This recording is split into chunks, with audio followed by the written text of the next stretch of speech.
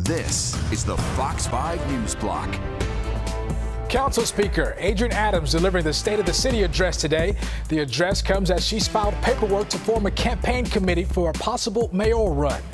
And President Trump triggers a trade war with tariffs on Canada, China, and Mexico. Those countries retaliating with tariffs of their own on the U.S. Good afternoon. I'm Kendall Green. Welcome to the News Block. Those stories in a moment, but first, let's take a live look outside right now. It's beautiful out there. Let's bring in meteorologist Audrey Puente for a first look at the forecast. Hey, good afternoon, Audrey. Hi, Kendall. You're right. Temperatures are feeling pretty good out there. It's a really nice day across the tri-state area. We already hit 50 degrees in Central Park. Right now, we're checking in at 52 degrees. It's 54 in Newark, 53 in Belmar, and we're finding upper 40s in places like White Plains, up towards the Hudson Valley into Poughkeepsie and Monticello. Now, all of these temperatures definitely milder than they were at this time yesterday, and we're in store for a day with above average temperatures across the region. We also have a wind that's being factored in here. It's coming in between, let's say, 10 to 15 miles per hour on average. However, gusts have been higher than that. I've seen it as high as 35 miles per hour, so it will continue to be pretty blustery as we go through the afternoon. That'll kind of add to the chill factor in the shade, so you want to be on the sunny side of the street today. We have a mixed sky out there. At times, we're seeing the sun break through the clouds, and off to the north, we've had a couple of light showers pass through parts of the Hudson Valley. A lot of this has fizzled out as it's marched from west to east, and overall, I think we'll stay mainly dry for the rest of the afternoon here. Now, we are watching a system, though, that is bringing a lot of wet weather and severe weather for that matter, into the Tennessee Valley down towards the Mississippi Valley. This will be marching eastward as well and will affect the tri-state area as we go into tomorrow afternoon. I'll have the details on that coming up. Kendall? All right, looking a little springy, Well, developing news, Canada, China, and Mexico retaliating against the U.S. with trade tariffs on their own. The news comes as President Trump triggered a trade war with tariffs on those countries this morning, which are now in effect. Fox 5's Antoine Lewis is live in the newsroom with the latest. Hey, good evening, Antoine. Well, Kendall, we knew there would be some retaliation impacting products that are being taxed from Mexico, Canada, and China, the three largest trading partners of the United States. And now we're hearing from one of those countries affected by these tariffs. Now, tariffs of 25% on imports from those three countries took effect at midnight. Canadian energy products are excluded. The Trump administration says these border countries have done nothing to stop the flow of fentanyl into the U.S. Tariffs imposed on Chinese imports have now doubled from 10% to 20%. Economists warn that Americans will feel the brunt by way of more expensive automobiles, strawberries, avocados, tomatoes, beer, tequila, among other products, also including cell phones. But the affected countries, as I mentioned, are pushing back. Mexico's President Claudia Sheinbaum is expected to announce tariffs imposed on American goods sometime by the weekend, and Canada confirmed its retaliation earlier this morning. Canada will be implementing 25% tariffs against $155 billion worth of American goods, starting with tariffs on $30 billion worth of goods immediately, and tariffs on the remaining $125 billion of American products in 21 days' time.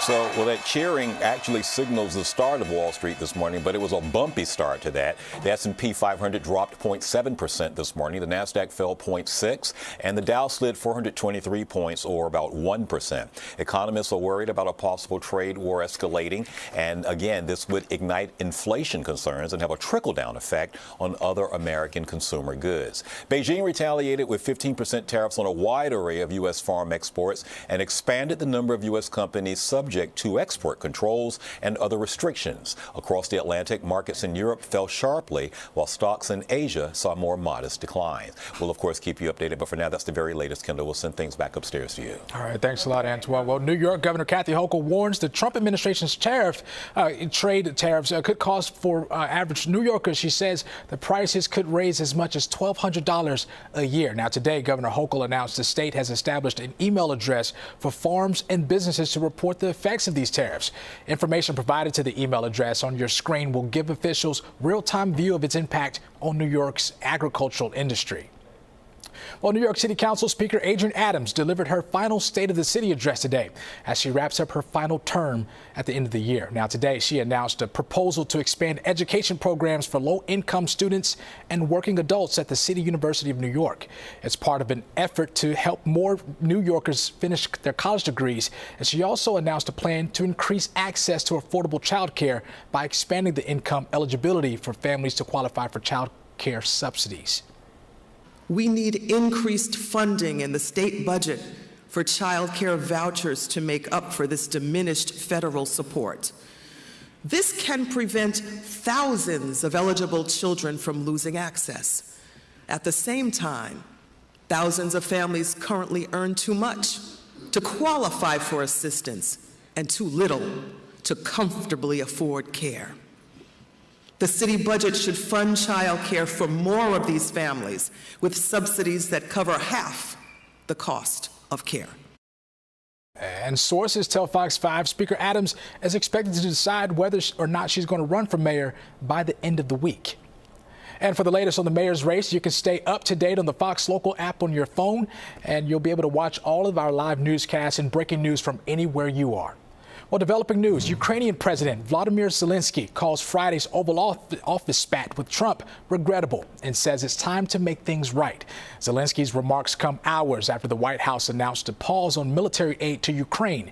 In a post on X, Zelensky says Friday's meeting did not go how it was supposed to, and Ukraine would likely Ukraine's future cooperation and communication he wants that to be constructive with the United States. He also said Ukraine is ready to signal a deal in its rare earth minerals that was sought out by the Trump administration.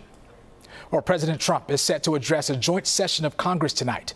The speech comes as some Americans worry about what they consider a turbulent first few weeks of the Trump administration, while others are celebrating his early moves in office. The president is expected to address national and international issues that have been dominating the headlines. Him to talk about the border and border numbers being down. We expect him to talk about, government spending actions through DOGE and other issues. And we are expecting Democrats to boycott. There are a growing list of Democrats who are saying that they do not intend to actually show up. I don't really see why anybody should participate in the propaganda that is known as Donald Trump. Meanwhile, Democrats have invited fired federal workers and those who would be harmed by steep Medicaid cuts to tonight's address. And to the latest on Pope Francis' health, the Vatican says the pontiff no longer requires mechanical ventilation. The Pope is stable enough today to resume using nasal tube for oxygen rather than a ventilation mask. Now, it's a sign of some improvement after a crisis that forced doctors to extract copious amounts of mucus from his lungs.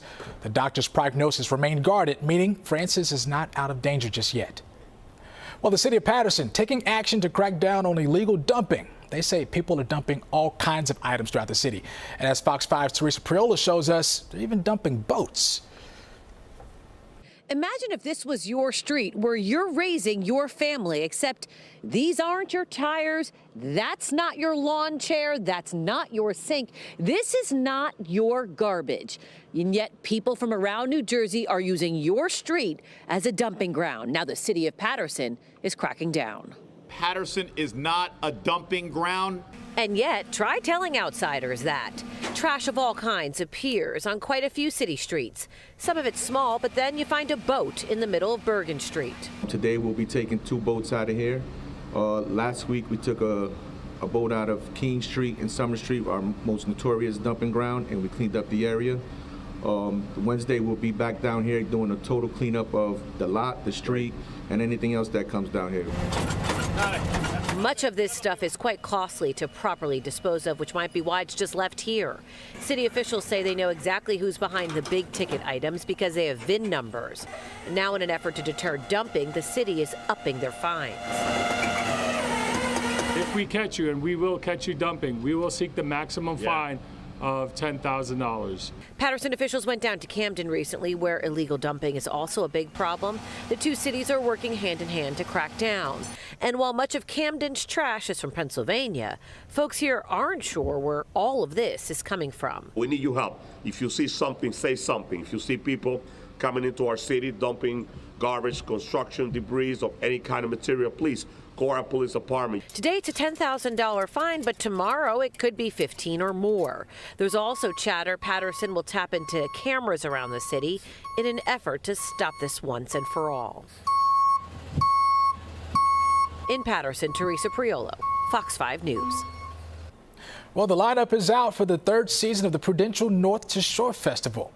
The annual event brings a galaxy of first-class musical and comedy entertainers to the venues across Newark and Asbury Park in June. Now, entertainers announced include Tina Fey and Amy Poehler, Jon Stewart, John Mulaney, and Pete Davidson. Also, George Clinton and the Parliament Funkadelic, and more. Ticket sales benefit food insecurity statewide in more than 1,000 food pantries.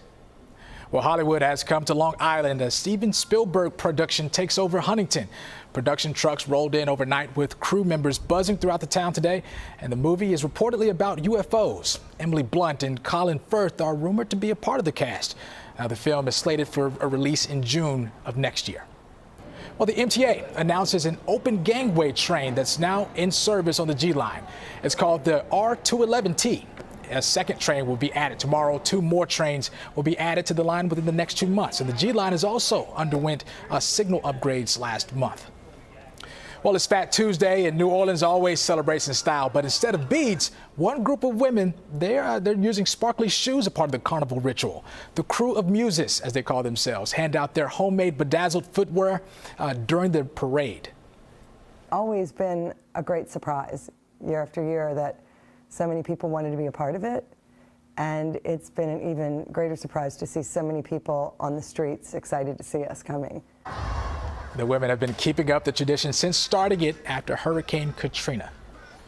Well, let's take a live look outside right now. I mean, the Fat Tuesday is happening here. I think we got the better weather, though, Audrey. We did. And unfortunately, they're going to be hindered with some thunderstorms as they move through their celebrations down in New Orleans. This complex system will be marching eastward, and we're going to be affected as we go into tomorrow afternoon. We're expecting strong to severe thunderstorms across the tri-state area tomorrow. The light time will probably be after about 4 or 5 o'clock in the afternoon. Here it plays out on our future cast. Tonight, we're going to stay dry. We have a mixed sky out there right now. Tonight will mostly clear for a period of time, and then clouds will be on the increase overnight, and tomorrow morning we'll wake up with mostly cloudy conditions across the region here. A couple of isolated showers or pop-up showers are likely for the first half of the day, but it's not until after 4 or 5 o'clock we're going to see this cold front start to push in from the west, and that's going to bring in strong to severe thunderstorms across the entire region for the evening commute tomorrow, so plan accordingly. Fortunately, all of this will push offshore by tomorrow night. We'll have a couple of leftover showers on and off throughout the overnight hours, and then on Thursday morning, we're going to wake up with a mix of sun and clouds across the region. That could be an isolated shower in the morning, but most of the day will be dry. For today, though, we'll be dry. It'll be mild, too, with high temperatures in the 50s. Tonight, we drop back into the 30s and 40s, and we stay in the 50s for the next several days. Watch out for storms tomorrow afternoon. Kendall? 50s, then 60s and 70s. We're on our way to coming. It. Okay, thank you, Audrey. Well, that's your news block for now. I'm Kendall Green. Thanks for joining us. Tune into the 5 o'clock news on Fox 5 and right here on Fox Local for all the day's news as it develops. We'll see you back here tomorrow.